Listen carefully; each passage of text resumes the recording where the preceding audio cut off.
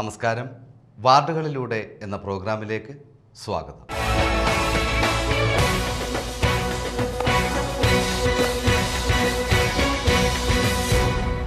തിരുവനന്തപുരം കോർപ്പറേഷനിൽ 100 വാർഡുകൾ. 100 വാർഡുകളിലൂടെയും സഞ്ചരിച്ച് ഓരോ വാർഡിൻ്റെയും വികസനവും പോരായ്മകളും ജനങ്ങളുടെ കാതലായ പ്രശ്നങ്ങളും കണ്ടറിയുന്നതാണ് വാർഡുകളിലൂടെ എന്ന പ്രോഗ്രാം. ജനകീയ പരിപാടി.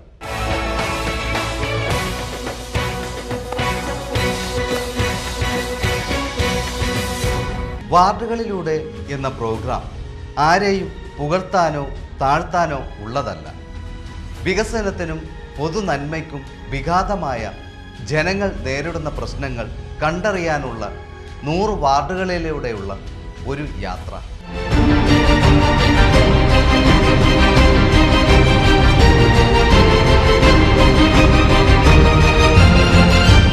വാർഡുകളിലൂടെ എന്ന പ്രോഗ്രാമിൽ ഞങ്ങൾ ഇന്ന് മൺവിള ആറ്റിപ്ര വാർഡിലെ ചേമ്പുപറമ്പ് എന്ന പ്രദേശത്താണ് നിൽക്കുന്നത്.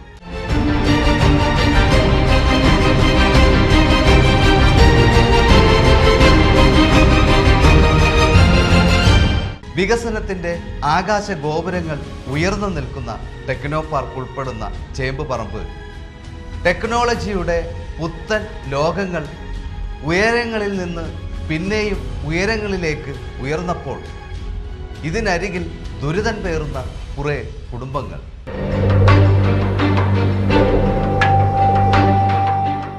ഏകദേശം ഒരു 12 വർഷത്തോളമായിട്ട് ഈ മലിനജലം ഇതുവഴി റോഡ് വഴി ഒഴുകുകയാണ്. ഇത് 2 വർഷത്തോളമായിട്ട് ഒറിജിനൽ കക്കൂസ് മാലിന്യമാണ് ഇപ്പോൾ ഈ തോട് വഴി ഒഴുകുന്നത്. ഇത് ടെക്നോ പാർക്ക് തേജസ്വിനി ബിൽഡിങ്ങിലതും ക്രിസ്റ്റൽ ഫ്ലാറ്റിലെയും ഒലീവ് ഫ്ലാറ്റിലെയും മാലിന്യമാണ് ഈ തോട് വഴി ഒഴുകുന്നത്. ഒരു കാലത്ത് കുളിക്കാനും അലക്കാനും എല്ലാം ഉപകരിച്ചിരുന്ന ശുദ്ധജലം നിറഞ്ഞ തോട് ഒഴുകിയിരുന്ന ആറ്റിപ്ര വാർഡിലെ ചേമ്പുപറമ്പിലൂടെ ഇന്ന് ഒഴുകുന്നത് ടെക്നോ പാർക്കിൽ നിന്നുള്ള മലിനജലവും കക്കൂസ് മാലിന്യങ്ങളും. തോട് എന്നേ ഇല്ലാതായി. 8-9 വർഷമായി ഞങ്ങൾ നേരത്തെ ഇവിടെ നല്ലൊരു തോട് അരുവിയായിരുന്നു. ഞങ്ങൾ കുടിക്കും കുളിക്കും. ആ തൃപ്പാദം ഭാഗത്തുള്ളവരെല്ലാം ഈ വെറി സമയത്ത് ഇവിടെ വന്നാണ് വെള്ളം കോരി തലയ്ക്ക് ചുമന്നുകൊണ്ട് പോണത്. അങ്ങനെ ഒരു തോടായിരുന്നു. എല്ലാ നാട്ടുകാർക്കും എല്ലാവർക്കും അറിയാം. നല്ലൊരു തോടും ഒക്കെ ആയിരുന്നു. ഞങ്ങളെ പുരയിടത്തിൽ കൂടെ വെട്ടിക്കൊടുത്ത തോടാണത്. എൻ്റെ അമ്മേരെ അച്ഛൻ വയലിൽ കൊണ്ടുപോകാൻ വേണ്ടിയിട്ട് വെട്ടിക്കൊടുത്ത തോടാണ്. ഇപ്പോൾ അതിൽ കൂടെ ഇപ്പോൾ തേജസ്വിനിയും ടെക്നോ പാർക്കും എല്ലാം വന്നതിന് ശേഷം മാലിന്യങ്ങൾ ഒഴുക്കി വിടണം.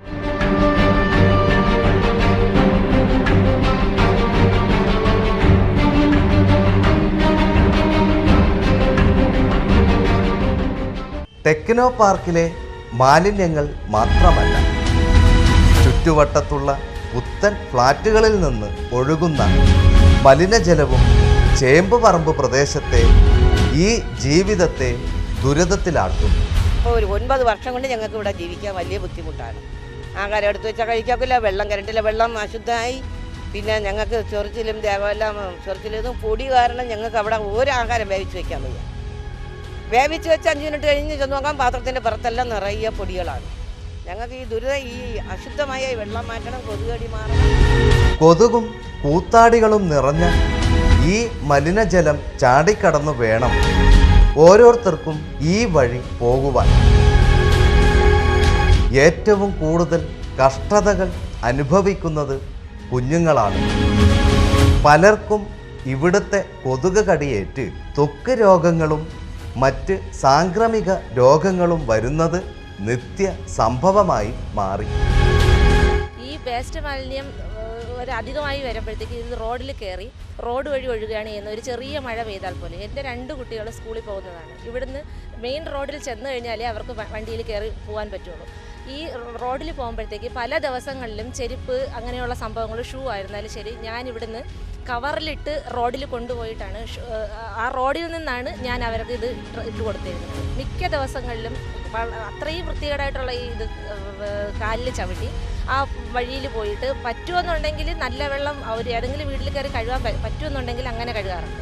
അല്ലാന്നുണ്ടെങ്കിൽ വഴിയിൽ കെട്ടിക്കിടക്കുന്ന മഴവെള്ളത്തിൽ കഴുകിയിട്ടാണ് കുട്ടികളെ ഞാൻ സ്കൂളിൽ വിട്ടുകൊണ്ടിരുന്നത്. ഇപ്പോൾ ഈ കക്കൂസ് മാലിന്യം ഒഴുകി തുടങ്ങിയതിന് ശേഷം കൊതുക് കാരണം, കൊതുക് എന്ത് ജീവി കടിക്കുന്നതാണോ അതോ അല്ലേ ഈ വേസ്റ്റിൻ്റെ ഇത് കാരണമാണോ എന്നുള്ളത് എൻ്റെ ഇളയ കുഞ്ഞിൻ്റെ ദേഹം നോക്കിയാൽ അറിയാം. ദേഹം മുഴുവനും ചൊറിഞ്ഞ് തടിച്ച് ഭയങ്കരമായ ചൊറിച്ചിലാണ്. ഇതിന് ശേഷമാണ് ഇത് സഹിക്കാൻ വയ്യാതെന്നിട്ടാണ് ഞങ്ങൾ കംപ്ലൈൻറ്റ് കൊടുത്തത്.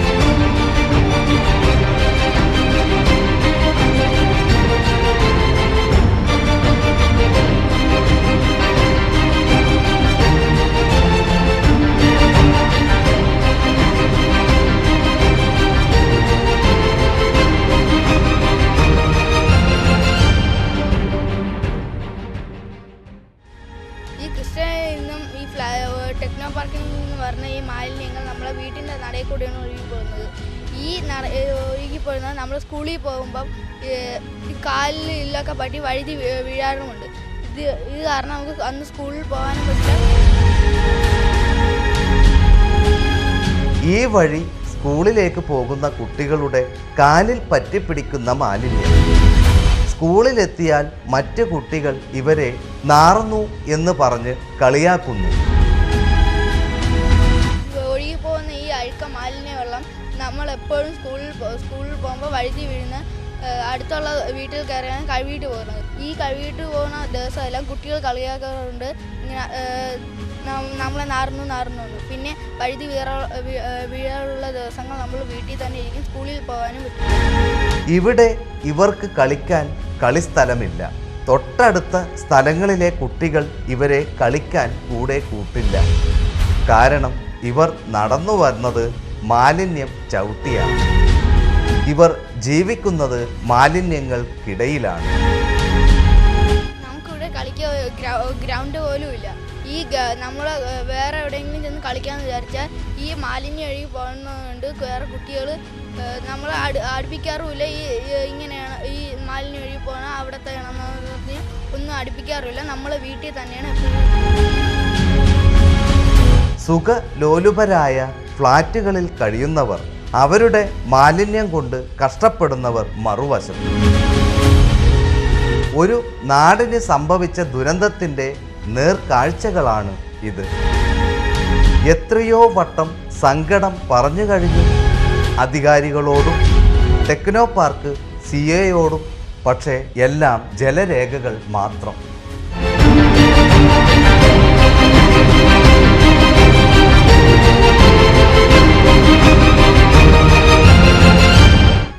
ഏഴ് കുടുംബങ്ങളാണ് ചേമ്പ് പറമ്പിലുള്ളത്. 50-ൽ പരം ആൾക്കാർ. അവർക്കെല്ലാം കൂടി കുടിവെള്ളത്തിന് ഈ കിണറും. എന്നാൽ കിണറും മലിനജലം കൊണ്ട് നിറയുന്നു. കുട്ടികൾക്കടക്കം രോഗങ്ങൾ വരുന്നു. ഈ തോടിനോട് ചേർന്നാണ് ഞങ്ങളുടെ കിണർ സ്ഥിതി ചെയ്യുന്നത്. ഈ 7 കുടുംബക്കാരും ആ ഒരു കിണറിനെ ആശ്രയിച്ചാണ് ജീവിക്കുന്നത്. കാരണം ഈ കിണറിലെ വെള്ളമാണ് ഞങ്ങളുടെ 7 കുടുംബക്കാരും എടുക്കുന്നത്.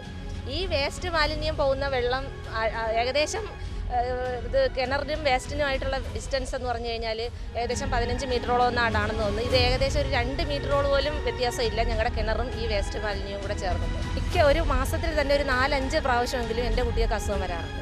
ഈ അസുഖം വരുമ്പോഴത്തേന് ആശുപത്രിയിൽ കൊണ്ടുപോവുക, തിരിച്ച് അത് കഴിഞ്ഞിട്ട് അവർക്ക് സ്കൂളിൽ പോകാൻ പറ്റില്ല. ആശുപത്രി കൊണ്ടുപോകുമ്പോൾ ഞങ്ങളുടെ വരുമാനം എന്ന് പറയുന്നത് എൻ്റെ ഭർത്താവിൻ്റെ മാത്രം വരുമാനം കൊണ്ടാണ് ഞങ്ങൾ ജീവിക്കുന്നത്. ഒരു 6-7 പേര് ജീവിക്കുന്നത് ഒരാളുടെ വരുമാനം വെച്ചിട്ടാണ്. ഈ വരുമാനം ആശുപത്രി പോകുമ്പോൾ ഞങ്ങൾക്ക് നിലയ്ക്കും. ഒരു 4-5 ദിവസം ആശുപത്രിയിലാണെന്നുണ്ടെങ്കിൽ ഈ വരുമാനം ഞങ്ങൾക്കില്ല. പിന്നെ ഞങ്ങൾ എങ്ങനെ ജീവിക്കും? മണ്ണിട്ട് നികത്തിയ ഈ റോഡിൻ്റെ അവസ്ഥ കണ്ടല്ലോ.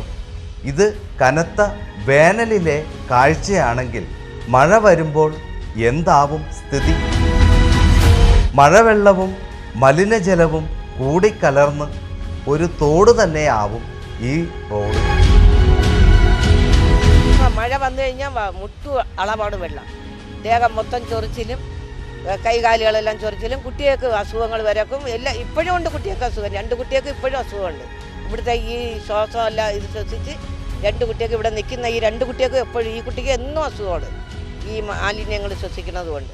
അതുകൊണ്ട് ഞങ്ങളുടെ ഈ വഴി എപ്പോഴും ഇപ്പോഴും ഇങ്ങനെ കിടക്കുന്ന ഈ മണ്ണായിട്ട് കിടക്കുന്ന മഴയില്ലാത്തതുകൊണ്ട്, മഴ പെയ്തു കഴിഞ്ഞാൽ ഈ മലിനജലം എല്ലാം കൂടെ ഇതിൽ കൂടെ ഒഴുകി അങ്ങ് മുട്ടോളമാണ് പോകുന്നത്.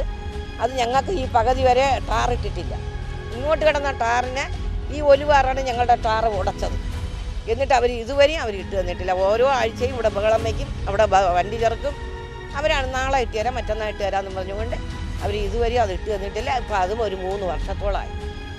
നേരത്തെ ഇവിടെ ടാറായിരുന്നു പകുതി വരെ, ഞങ്ങളുടെ വാതിൽ വരെ ടാറായിരുന്നു.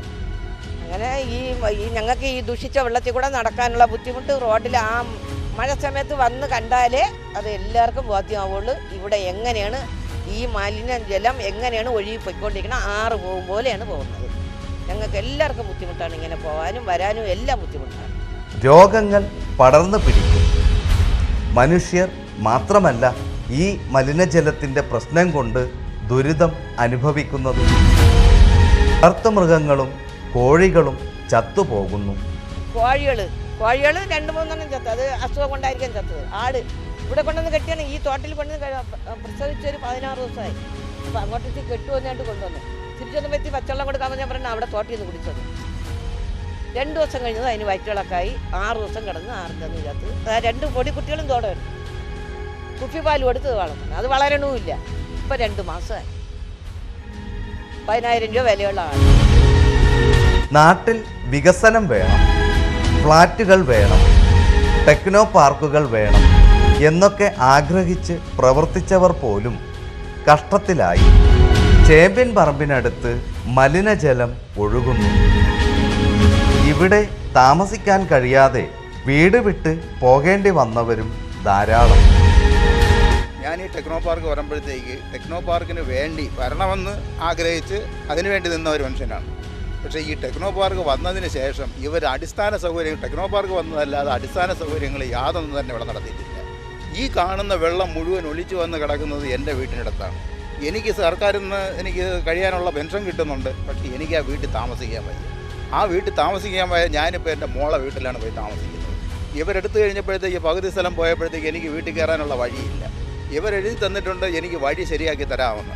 അത് വേണമെങ്കിൽ ഞാൻ നിങ്ങളെ എടുത്തുകൊണ്ട് കാണിക്കാം, എൻ്റെ കയ്യിലുണ്ട്.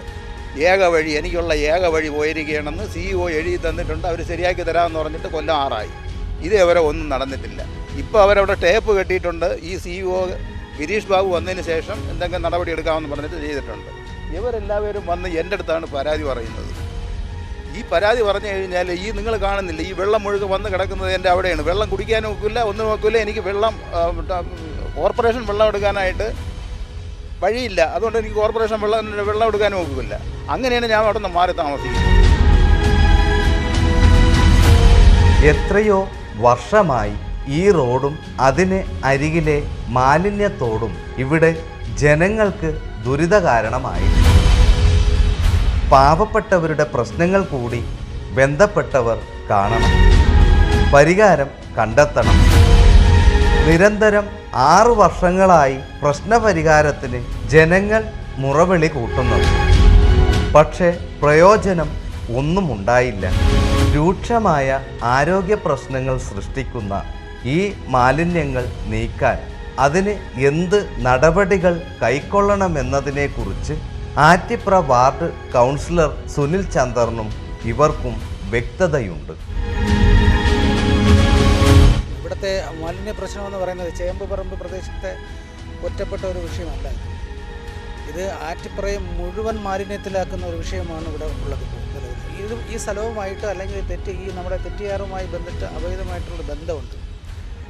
എൻ്റെ കുഞ്ഞുനാളിലെയും ഒക്കെ ഓടി കളിച്ച ഒരു തോടും പുഴകളൊക്കെയാണ് ഇവിടെ ഉള്ളത്. അതുകൊണ്ട് തന്നെ അതിന് മലിനമായിട്ട് ഇങ്ങനെ ഒഴുകുന്ന കണ്ടപ്പോൾ എനിക്ക് ഒരുപാട് സങ്കടം തോന്നിയിട്ടുണ്ട്.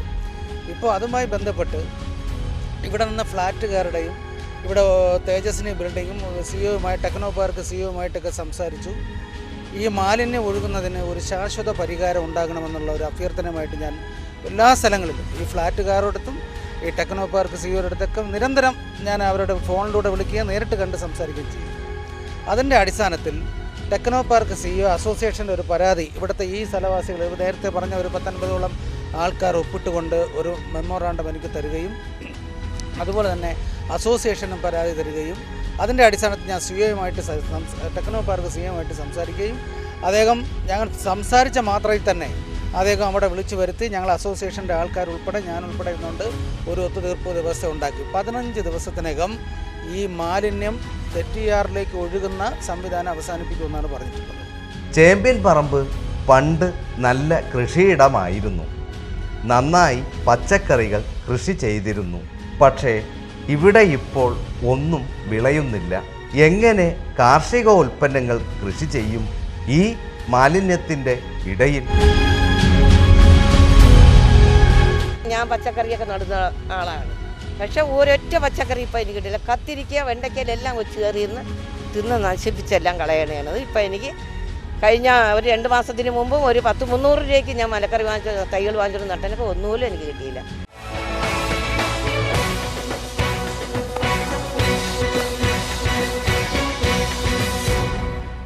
ഒരു നാട് അനുഭവിക്കുന്ന ദുരിതങ്ങൾ.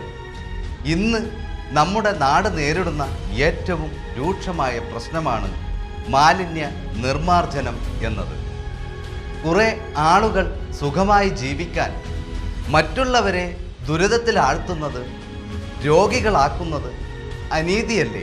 നമുക്ക് ഇതിന് വേണ്ടിയിട്ട് ഇവിടെ വേണ്ടപ്പെട്ട അധികാരത്തിലിരിക്കുന്നവർ ഇതിനു വേണ്ടി ഇറങ്ങി ഇത് ഞങ്ങൾക്ക് ഇതിൻ്റേതായ നല്ല കാര്യങ്ങൾ പ്രവർത്തിച്ച് അത് വേണ്ടപ്പെട്ട നിങ്ങൾ എല്ലാവരും ആയിട്ട് സഹകരിച്ച് ഞങ്ങൾക്ക് വേണ്ടിയിട്ട് ഞങ്ങളുടെ ദുഃഖം നിങ്ങളുടെയും ദുഃഖമാണെന്നുള്ളത് മനസ്സിലാക്കി ഞങ്ങൾക്ക് ഇതിനൊരു പരിഹാരം കണ്ടെത്തി തരണമെന്ന് ആണ് എനിക്ക് പറയാനുള്ളത്. അപ്പോൾ ഇവിടുത്തെ വാർഡ് മെമ്പർക്ക് നമ്മൾ പറഞ്ഞിട്ടുണ്ട്, അദ്ദേഹം തന്നെ ഇതിന് വേണ്ടിയിട്ട് ഇറങ്ങിയാലേ പറ്റുള്ളൂ. അല്ലാതെ ഞങ്ങളും കൂട്ടത്തിൽ ഇറങ്ങാൻ തയ്യാറാണ്. ഞങ്ങൾക്ക് ആളാൽ ഇറങ്ങാനേ പറ്റുള്ളൂ, കാശാൽ ഇറങ്ങാനൊന്നും പറ്റൂല. ഇവിടെ വൃത്തിയാക്കണമെന്ന് പറഞ്ഞാൽ ഞങ്ങൾ കൂട്ടത്തിൽ നിൽക്കുക. അല്ലാതെ ഞങ്ങളെ കൊണ്ട് അതിന് വേണ്ടപ്പെട്ട അധികാരികൾ ഇതിന് ഒരു പരിഹാരം കണ്ടെത്തിയാലും ഞങ്ങൾക്ക് ഇങ്ങോട്ട് ഇനി മേൽ ജീവിച്ചു പോകാനും പറ്റുള്ളൂ. ഞങ്ങൾക്ക് ആഹാരം കഴിക്കാനും ബുദ്ധിമുട്ട്, രാത്രി കിടന്നുറങ്ങാനും ബുദ്ധിമുട്ട്. പകലും എൻ്റെ വീട്ടിനകത്ത് കയറി വന്നാൽ അറിയാം കൊതുതിരി കത്തിക്കൊണ്ടാണ്. ചേമ്പിൻ പറമ്പിൽ കൃത്യമായി ഓവുചാലുകൾ നിർമ്മിച്ച് മലിനജലവും കക്കൂസ് മാലിന്യങ്ങളും ഒഴുക്കിവിടാൻ സൗകര്യമുണ്ടാക്കണം. ഈ കുട്ടിച്ചോറായി കിടക്കുന്ന റോഡ് നന്നാക്കണം. ഇനിയും ഈ പ്രദേശത്തുകാരെ കണ്ണീര് കുടിപ്പിക്കരുത്, രോഗികളാക്കരുത്.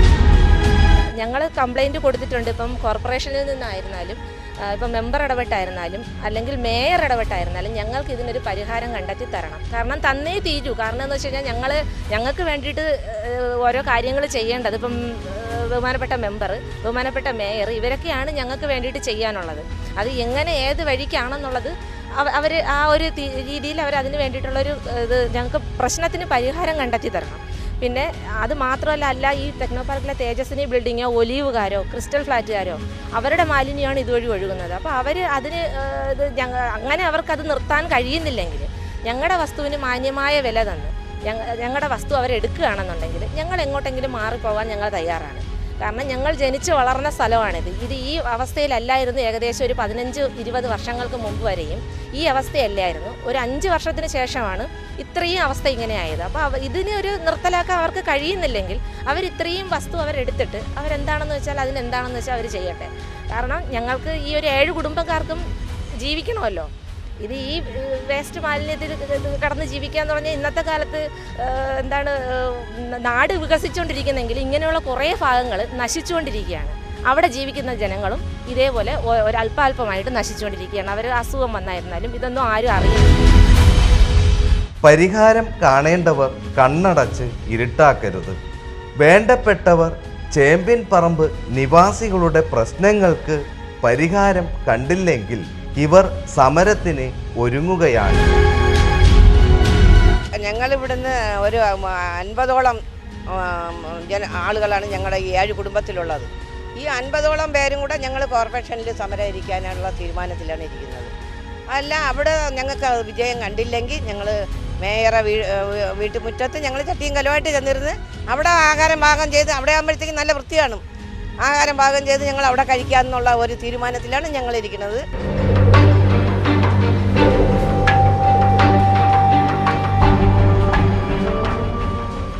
ഇതിന് വേണ്ട നടപടികൾ വേണ്ടപ്പെട്ടവർ ഇത് ചെയ്തില്ല എന്നുണ്ടെങ്കിൽ ഞങ്ങൾ ഇതിൻ്റെ പുറകിലോട്ട് ഇങ്ങനെ വരാനാണ് ഞങ്ങൾ തീരുമാനമായിട്ട്. ഞങ്ങൾ ഈ 50 പേര് ഈ കുട്ടികളെയും കൊണ്ട് ഞങ്ങൾക്കും ജീവിക്കണമല്ലോ.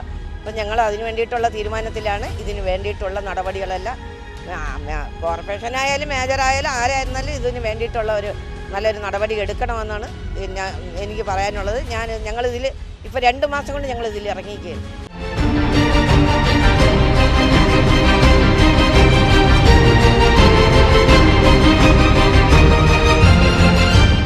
എനിക്കും ഇതേപോലെ തന്നെ ഇവർ പറയുന്നത് മാത്രമേ എനിക്കും പറയാനുള്ളത്. ഇവരെങ്ങനെയെങ്കിലും എനിക്ക് വേറെ സ്ഥലം തന്നാൽ മതി, എനിക്ക് വേറെ സ്ഥലമില്ല. അതുകൊണ്ട് എനിക്ക് വേറെ സ്ഥലം തരികയാണെങ്കിൽ ഞാൻ വീട് മാറി ഞാൻ അങ്ങോട്ട് മാറി താമസിക്കുക. അതാണ് എനിക്ക് പറയാനുള്ളത്. ഇല്ലയെന്നുണ്ടെങ്കിൽ ഇതിന് ശക്തിയായിട്ടുള്ള ഒരു പ്രക്ഷോഭം ആരംഭിച്ചാലേ നടക്കുകയുള്ളൂ. തീർച്ചയായിട്ടും ഇത് ഇവിടം കൊണ്ട് തീർന്നില്ല എങ്കിൽ ഞാൻ അന്ന് ബന്ധപ്പെട്ട ആൾക്കാരോട് പറഞ്ഞിട്ടുണ്ട്, ഇത് ഈ പ്രശ്നം അടിയന്തരമായിട്ട് പരിഹരിച്ചില്ല എങ്കിൽ ഞാൻ ടെക്നോ പാർക്കിൻ്റെ മുന്നിൽ അവിടെ നിരാഹാരം ഇരിക്കാനും ഞാൻ തയ്യാറാണ്. അത് ഞാൻ പറഞ്ഞുകൊണ്ടാണ് ഞാൻ മീഡിയയോടെ നല്ല ഞാൻ ഈ പറയുന്ന സിഇഒയോട് ഞാൻ നേരിട്ട് പറഞ്ഞിട്ടുള്ളതാണ്. ഞാൻ ആ നടയിൽ ചെന്ന് കിടക്കും. ഈ പ്രശ്നത്തിനൊരു പരിഹാരം ഉണ്ടാക്കിയല്ലാതെ ഞാൻ എൻ്റെ ദൗത്യത്തിൽ നിന്ന് പിന്നോട്ട് പോകുന്ന ഒരു വിഷയമില്ല. തീർച്ചയായിട്ടും ഇത് ഒറ്റപ്പെട്ട ഒരു വിഷയമല്ല, അത് അടിയന്തരമായിട്ട് ഇത് പരിഹരിക്കേണ്ട ഒരു സംവിധാനം ചെയ്യണം.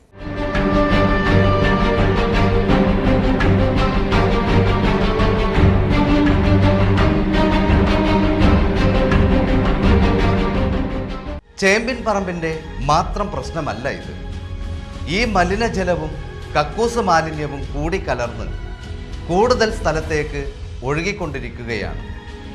ചേമ്പിൻ പറമ്പിന് ചുറ്റുമുള്ള പ്രദേശത്തെ ആകമാനം ഇത് ദുരിതത്തിലാക്കുന്നു. കൂടുതൽ സ്ഥലത്തേക്ക് മാലിന്യം ഒഴുകും. കൂടുതൽ കുട്ടികൾ രോഗികളാകും. രോഗം പടർന്നു പിടിക്കും. കൂടുതൽ സ്ഥലത്തെ ആടുമാടുകൾ മലിനജലം കുടിച്ച് ചാവാനിടയുണ്ട്. രോഗം ബാധിച്ച് കൂടുതൽ രോഗികൾ ചത്തൊടുങ്ങും. ഇതിനു മുമ്പോ മഴക്കാലം ആരംഭിക്കുന്നതിന് മുമ്പോ ചേമ്പിൻ പറമ്പിൻ്റെ പ്രശ്നം പരിഹരിക്കാൻ അധികൃതർ തയ്യാറാവണം. ഈ നടന്നു വരാൻ പറ്റാത്ത, ഈ റോഡിലൂടെ നടന്നു വരാൻ പറ്റാത്ത അവസ്ഥ. ഈ തൊട്ടടുത്ത് കിടക്കുന്ന ഈ ഒലീവ് ഫ്ലാറ്റിൽ നിന്ന് STP പ്ലാന്റാണ് ഇരിക്കുന്നത്. STP പ്ലാന്റാണ്. ഇതിൽ നിന്നും വെറുതെ വെള്ളം അങ്ങ് വിടുകയാണ്. കക്കൂസ് മാലിന്യം ലൈവായിട്ട് ഇങ്ങോട്ട് വിടുന്ന രീതിയിലാണ് കാര്യം. ഒരു സമയത്ത് എനിക്ക് തോന്നുന്നു ഇപ്പോൾ നാറ്റമില്ല. നമ്മളിവിടെ നിൽക്കുന്നത് അറിഞ്ഞു കാണും. ഇപ്പം നാറ്റം എത്തി കുറഞ്ഞിട്ടുണ്ട്. അല്ല എങ്കിൽ അപ്രത്യക്ഷമായിട്ട് നമ്മളിവിടെ വരുന്ന ഒരു സാഹചര്യമാണെങ്കിൽ നമുക്ക് ഇവിടെ നിന്ന് ഒരു 5 മിനിറ്റ് നിൽക്കാൻ പറ്റാത്ത ഒരവസ്ഥയാണ്. അതുകൊണ്ട് ഒരു മീഡിയ ഉൾപ്പെടെ നമ്മൾ എല്ലാവരും കൂടെ ഒരുമിച്ച് നിന്ന് കഴിഞ്ഞാൽ ഈ പ്രശ്നം ഒരു ശാശ്വതമായിട്ടുള്ള ഒരു പരിഹാരത്തിലെത്തിക്കാൻ നമുക്ക് കഴിയുമെന്ന കാര്യത്തിൽ ഒരു സംശയമില്ല. തീർച്ചയായിട്ടും ഈ നാടിൻ്റെ ഒരു പ്രധാനപ്പെട്ട ആവശ്യമാണ്. എല്ലാവരോടൊപ്പം ഒരു കൗൺസിലർ എന്നുള്ള രീതിയിൽ ഞാൻ ഉണ്ടാവും. എല്ലാ നല്ല പ്രവർത്തനങ്ങൾക്കും കൂടെ ഉണ്ടാകുമെന്ന് മാത്രമാണ് ജനങ്ങളോട് എനിക്ക് പറയാനുള്ളത്.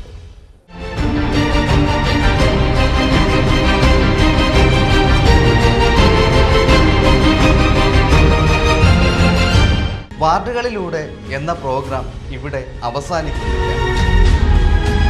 എവിടെയൊക്കെ വാർഡുകളുണ്ടോ അവിടെയൊക്കെ ഞങ്ങളും. നന്ദി, നമസ്കാരം.